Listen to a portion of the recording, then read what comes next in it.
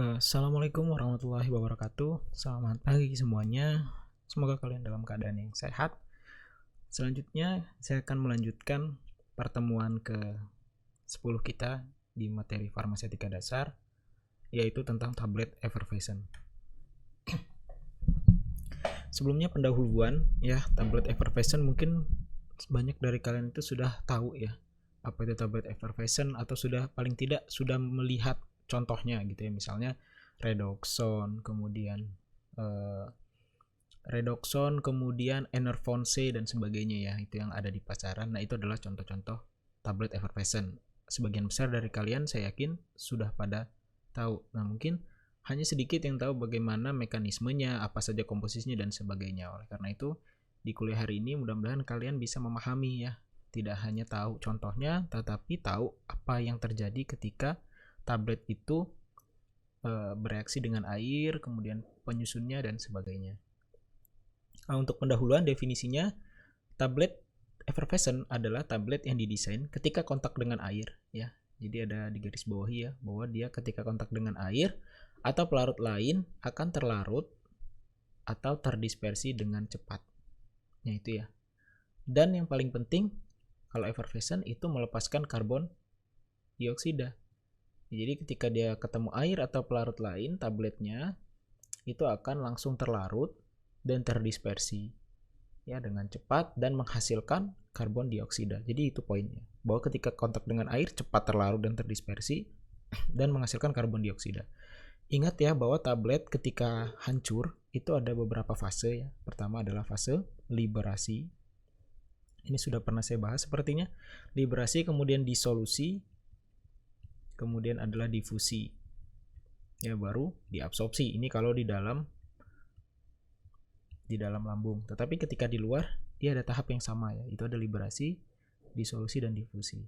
Nah, ketika kita menggunakan jenis formula effervescent, maka proses liberasinya akan cepat diikuti dengan disolusi yang akan lebih cepat juga. Gitu ya. Biasanya larutan menjadi berbusa atau bersoda. Biasanya terjadi atau terbentuk gelembung-gelembung udara ya ketika dia kontak dengan air atau kita masukkan ke dalam air. Tablet ini dilarutkan terlebih dahulu sebelum digunakan. Nah, tablet effervescent pasti dilarutkan dulu baru diminum ya. Tidak bisa kita langsung minum kalau effervescent. Kenapa? Nanti reaksinya terjadi di dalam. Itu tidak akan mengenakan kita. Tidak enak tubuh kita ketika dia bereaksinya di dalam. Mengandung senyawa asam dan bikarbonat yang bereaksi secara cepat ketika kontak dengan air. Jadi yang bereaksi itu adalah asam dengan bikarbonatnya. Sebelum kontak dengan air, asam dan bikarbonat ini berada dalam satu komposisi ya, yaitu tablet effervescent. Mereka ini tidak saling bereaksi ketika belum kontak dengan air. Artinya walaupun sama-sama ada gitu ya, asamnya dan bikarbonatnya bersebelahan gitu istilahnya di dalam tablet, mereka tidak akan berinteraksi kecuali ada media air. Ini adalah reaksi effervescent. Asam dengan karbonat, ya garam karbonat, itu akan menghasilkan CO2, kemudian garam dari asamnya dan H2O. Contohnya misalnya asam sitrat yang paling sering digunakan asamnya, dan natrium bikarbonat ya, atau NaHCO3, natrium bikarbonat. Reaksinya menjadi 3CO2 ya, menghasilkan CO2, kemudian menghasilkan garam dari asamnya. Asamnya apa? Sitrat, maka garamnya adalah natrium sitrat dan menghasilkan H2O. Ini adalah reaksi umum dari effervescent. Reaksi ini terjadi segera ketika ditambahkan air meskipun dalam jumlah yang sedikit. Nah, jadi meskipun air itu sangat sedikit jumlahnya, ini akan terjadi reaksi seperti ini. Nah, oleh karena itu, proses pembuatannya, kemudian proses penyimpanannya dan sebagainya, ini sangat rentan sekali terjadi reaksi ini ketika ada air dari udara yang masuk ke dalam formula atau masuk ke dalam tablet.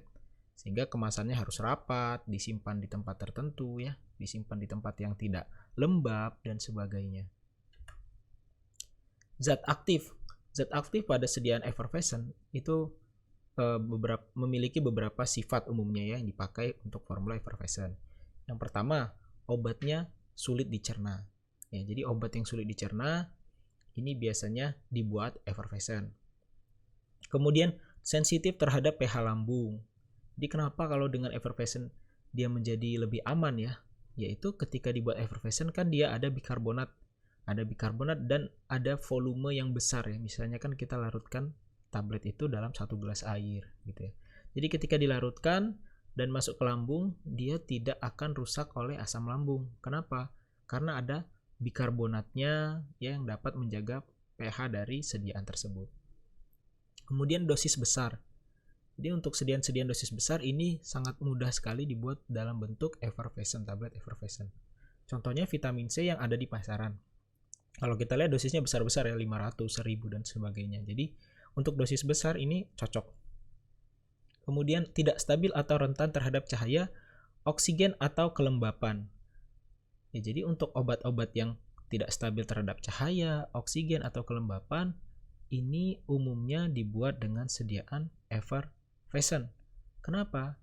Karena kalau kita buat effervescent, misalnya kelembapan, tadi kan sediaan tablet effervescent itu tidak boleh ada air ya, tidak boleh ada air ketika dibuat, ketika disimpan, tidak boleh sampai ada kelembapan yang mempengaruhi stabilitasnya. Sehingga kalau kita buat sediaan effervescent, tablet effervescent, sediaan-sediaan yang tidak tahan lembab, kemudian tidak rentan terhadap cahaya dan oksigen, ini cocok ya, karena proses pembuatannya, proses penyimpanannya effervescent itu memang menghindari hal-hal ini. Di samping zat aktifnya, yaitu adalah reaksi antara asam dengan karbonat tadi akan memicu terjadinya reaksi tersebut. Obat yang sulit dicerna, contohnya kalsium karbonat. Pada tablet konvensional atau dalam bentuk serbuknya, ya, kalsium karbonat akan menghasilkan gas di lambung. Kalsium karbonat kalau kita konsumsi dengan tablet konvensional itu akan menghasilkan gas di lambung. Nah, sehingga kalau orang yang sudah tua ya, absorpsi kalsium karbonat menjadi menurun. Jadi karbonat ini akan menurun absorpsinya dan dapat melewati lambung menuju duodenum dalam keadaan belum terlarut. Jadi mestinya kan sudah terlarut dulu di lambung.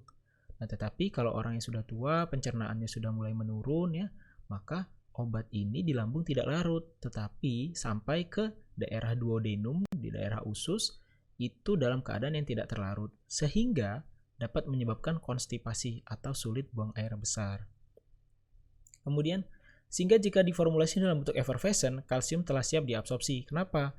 Karena effervescent sudah dilarutkan dulu waktu berada di luar tubuh. Ketika di dalam gelas kan dilarutkan dulu dan tidak menghasilkan gas berlebihan ya, gas telah diproduksi saat pelarutan di luar tubuh atau tidak menyebabkan konstipasi. Kenapa? Karena ketika asam sitrat misalnya tadi ya dengan bikarbonat bereaksi itu sudah menghasilkan gas dan gasnya sudah terbuang di luar tubuh.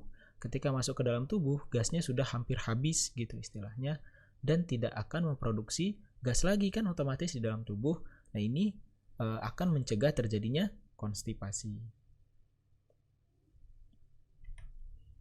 Kemudian untuk obat-obat yang pH sensitif, tingginya kadar asam di lambung, pH asam lambung itu 1-2 kisarannya, dapat menginaktivasi atau mendenaturasi zat-zat aktif. Nah, formulasi effervescent yang mengandung bikarbonat, ini seperti saya bilang tadi ya, bikarbonat akan menurunkan tingkat keasaman dari lambung karena bikarbonat ini adalah senyawa yang basa. Nah, perlu kalian ketahui bahwa tubuh kita sebenarnya memproduksi juga bikarbonat. Ya, jadi ini adalah basa yang normal ada di dalam tubuh, bikarbonat. Kemudian sehingga memaksimalkan absorpsi obat. Ya, jadi untuk obat-obat yang tidak tahan suasana asam, kalau diformulasikan dalam bentuk sediaan tablet effervescent, itu akan lebih stabil. Kenapa? Karena dalam formula effervescent mengandung sebuah basa yaitu atau zat yang basa yaitu adalah bikarbonat. Di mana bikarbonat juga merupakan senyawa basa yang alami berada di dalam tubuh. Kemudian untuk dosis besar, umumnya tablet effervescent memiliki diameter 1 inci, ya cukup besar ya, 1 inci ya bukan 1 cm, dan berat sampai 5 gram. Ini berat total dari tablet effervescent itu bisa sampai 5 gram. Tablet ini dapat mengandung lebih dari 2 gram. Ya tadi saya kasih contoh, tablet vitamin C mungkin 500.000 itu masih mudah ya. Ini bahkan sampai 2 gram dikatakan bahwa dia dapat melarutkan dalam dosis tunggal. Ya kalau zat aktifnya konsentrasinya atau dosisnya 2 gram itu masih larut dalam dosis tunggal.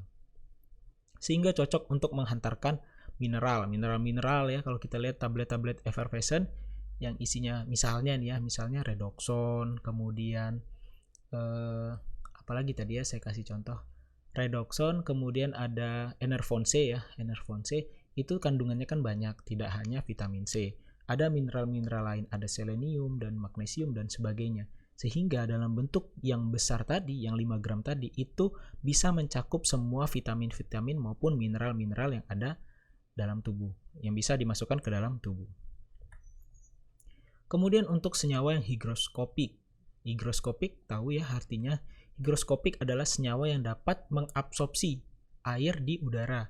Ya, jadi di udara ini kan ada air. Nah, kalau senyawa yang higroskopi meskipun tidak ditambahkan air, jika dibuka dalam keadaan ruangan lembab, maka dia akan mengabsorpsi air yang ada di udara sehingga dia akan terlarut oleh air tersebut. Itu adalah senyawa-senyawa yang higroskopik. Contohnya adalah vitamin C, itu higroskopik. Nah, coba kalian kalau punya zat aktif vitamin C itu zat aktifnya berwarna putih, bukan kuning. Kuning itu kalau sudah teroksidasi. Lantas mengapa di pasaran kebanyakan vitamin C berwarna kuning? Karena industri itu ingin menutupi.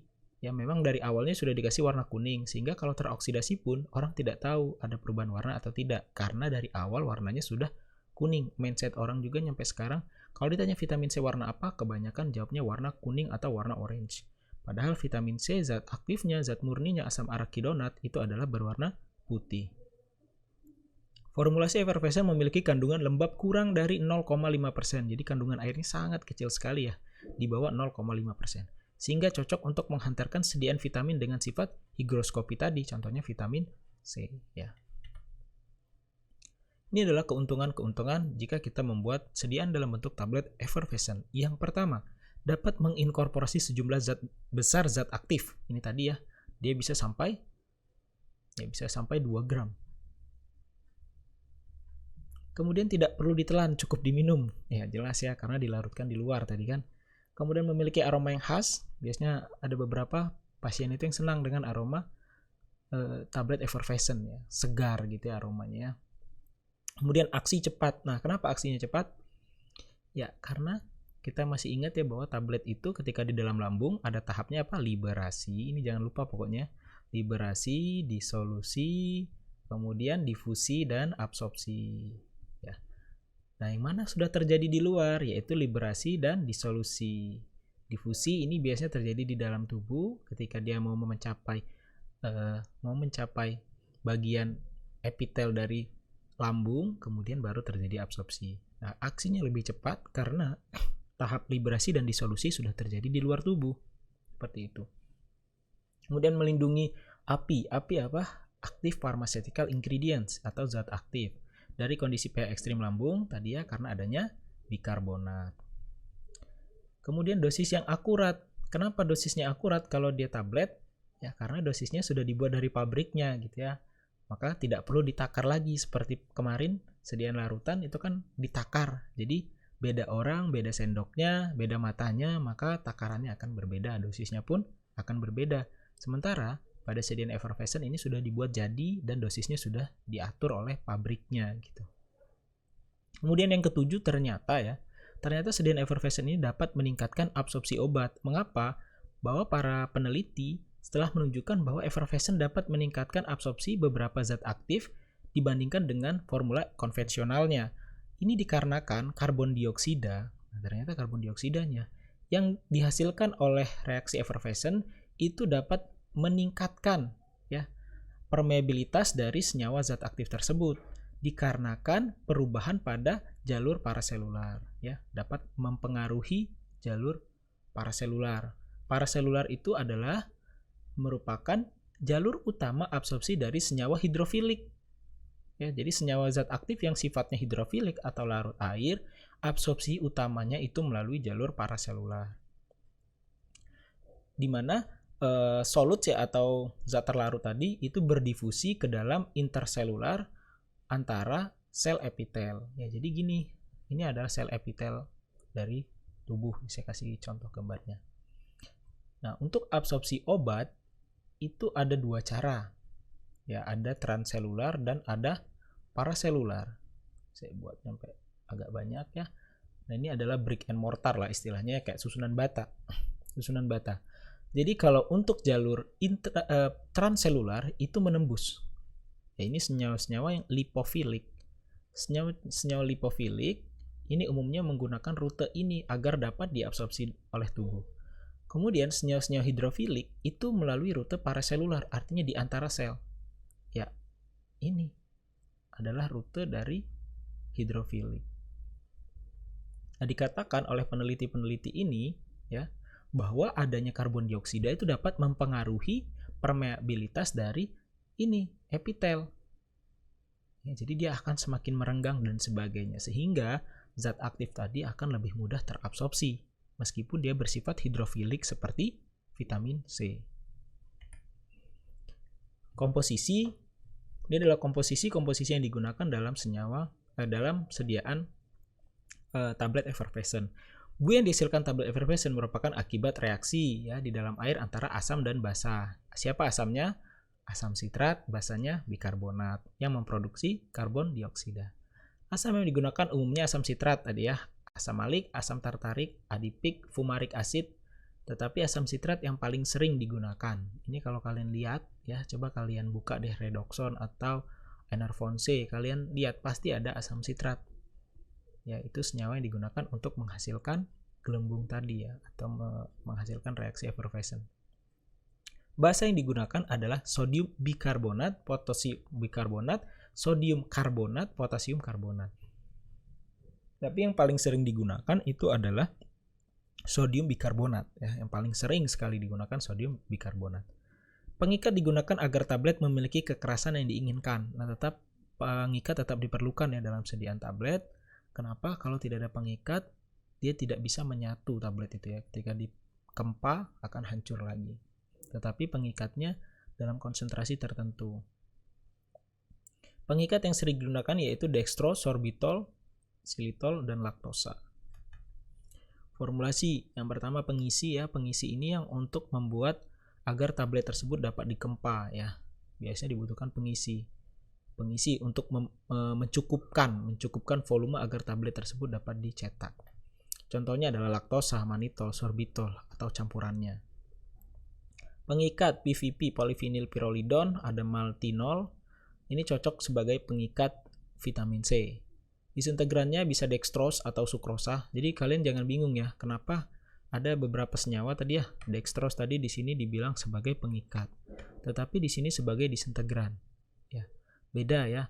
Disintegran ini kan untuk menghancurkan tablet. Oke, nanti detailnya kita akan banyak bahas tentang tablet ini di semester 3 ya, yaitu teknologi formulasi sediaan solid dengan saya dan Bu Ade juga. Nah, jadi untuk gambaran saja, jangan bingung ketika ada pengikat dan disintegran itu satu senyawa. Karena pengikat itu ketika dia dicetak dan disintegran ketika dia kontak dengan air, tablet itu akan hancur. Nah, disintegran itu fungsinya itu untuk memfasilitasi hancurnya tablet ketika kontak dengan air. Ketika nggak kontak dengan air, dia malah fungsinya sebagai pengikat ya ketika proses pencetakan tablet. Lubrikan biasanya digunakan adalah lubrikan yang larut air ya agar mempermudah proses disintegrasi dan pelarutan. Kemudian gelidan yang sering digunakan adalah talkum. Kemudian anti-adheren, contohnya adalah politetrafluoroetilen dan poliuretan. Nah, berbeda ya, lubrikan ini fungsinya untuk mencegah ya atau menurunkan friksi antara tablet pada dinding die dan punch. Sementara kalau gelidan ini mengurangkan friksi interpartikular dan anti-adheren ini mencegah terjadinya penempelan antara tablet dengan punch ya, mencegah sticking dan sebagainya. Oke, nanti detailnya ketika semester 3 saja ya. Pemanis contohnya sukrosa, laktosa, xylitol, glukosa, sorbitol atau manitol. Perasa orange yang paling seringnya lemon dan sebagainya karena kebanyakan kan untuk vitamin-vitamin. Pewarna karotenoid dan klorofil. Karotenoid ini pewarna orange atau pewarna kuning. Proses manufaktur. Tanpa adanya air maka asam ataupun karbonat tidak dapat terdisosiasi. Ya, ingat kalau nggak ada air tidak dapat terdisosiasi dan tanpa adanya proses disosiasi tidak akan terjadi reaksi effervescent. Ingat ya, butuh air. Ya, terdisosiasi itu artinya adalah proses pelarutan dari senyawa-senyawa tadi. Ketika sudah terdisosiasi baru mereka bereaksi. Oleh karena itu Mereka tidak akan bereaksi kalau tidak ada air, karena air yang dapat menyebabkan proses disosiasinya. Sehingga pada proses manufakturnya perlu diperhatikan keberadaan lembab atau air pada udara. Sehingga teknologi yang cocok adalah granulasi kering, baik itu dengan metode slugging ataupun direct compression atau cetak langsung. Ini yang cocok. Ya, kalau seandainya nanti ada dengan granulasi basah ya nggak masalah, tetapi harus dipastikan bahwa tidak terjadi reaksi effervescent sebelum tablet tersebut digunakan. Nah, itu saja yang perlu dipastikan. Karena kalau saya lihat ada banyak juga effervescent yang dibuat dengan metode granulasi basah. Jadi tablet itu dibuat dengan 3 metode umumnya ya, granulasi basah, granulasi kering, dan proses cetak langsung. Granulasi kering itu salah satunya adalah dengan slugging. Ada slugging, ada roller compaction namanya. Nanti kita bahas di tablet. Lanjutan, namun jika tidak memungkinkan akibat daya alir yang kurang baik ya, kalau daya alirnya kurang baik dan kompresi buruk, daya alirnya kurang baik, biasanya dibuat dalam bentuk granul ya, yaitu granulasi kering tadi contohnya slugging. Tetapi kalau ternyata masih buruk ya, ternyata setelah dibuat slugging dan kompresi yang buruk, kompresi itu dapat ditingkatkan jika menggunakan air, yaitu dengan proses granulasi basah. Maka dapat menggunakan metode granulasi basah dengan pelarut air atau alkohol. Namun pada proses pembuatannya harus menjamin bahwa pelarut tidak mengakibatkan reaksi dan segera hilang dengan proses pemanasan. Itu saja yang harus dipastikannya, bahwa sebaiknya menggunakan slugging atau direct compression. Tapi kalau memang tidak bisa, karena misalnya kita mau pakai direct compression, yang paling gampang itu granulasi cetak langsung, yang paling gampang itu ini. Artinya campur langsung cetak. Tetapi kalau daya alirnya buruk, maka perlu granulasi. Kita coba slugging. Ini kan slugging adalah contoh granulasi kering. Ternyata setelah di slugging kompresinya masih buruk, maka pilihan terakhir adalah granulasi basah ya. Kompresi kompaktibilitasnya masih buruk, maka pilihan terakhir adalah granulasi basah, tetapi kita harus menjamin bahwa pelarut tadi harus segera hilang dan tidak menyebabkan reaksi effervescent ya. Kenapa penting kompaksi dan kompresi? Karena kalau tidak terjadi kompresi yang baik dan kompaksi yang baik, tablet itu tidak akan berbentuk utuh ya. Jadi ketika dicetak keluar, baru sampai di proses pengemasan tabletnya sudah pecah dan sebagainya ya, sudah tidak enak lagi dilihat, sudah pecah, hancur dan sebagainya. Itulah kenapa penting kompaksi dan kompresi dari suatu tablet. Bahan pengemas harus melindungi tablet dari kelembaban, contohnya aluminium foil. Opsi lain dapat disimpan pada tube yang mengandung desikan atau pengering ya, untuk melindungi dari udara lembab saat proses pengemasan, penyimpanan, dan penggunaan. Kalau kalian pernah lihat ya, seperti Enervon C atau Redoxon, itu ketika kalian buka itu seperti ada desikan atau pengeringnya ya. Mirip-mirip bentuknya yang kayak di sepatu gitu. Di sepatu itu kan ada yang fungsinya itu untuk menyerap lembab. Jika terjadi kontak antara air dan pada udara dengan tablet effervescent, maka tablet akan menjadi lembek dan kemasan akan menggelembung. Nah, coba kalian lihat kalau dia tabletnya dibungkus oleh aluminium foil. Nah, kalau seandainya kalian lihat sudah menggelembung, berarti itu kemungkinan sudah terjadi proses reaksi effervescent di dalam ya, karena sempat kontak dengan udara yang mengandung air atau lembab yang tinggi.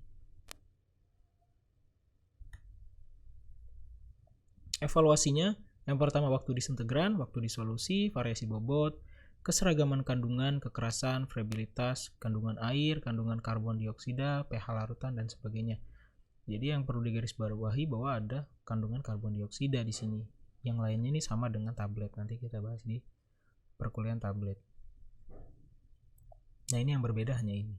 Itu ada kandungan karbon dioksida dan pH larutan ya, ini yang berbeda juga.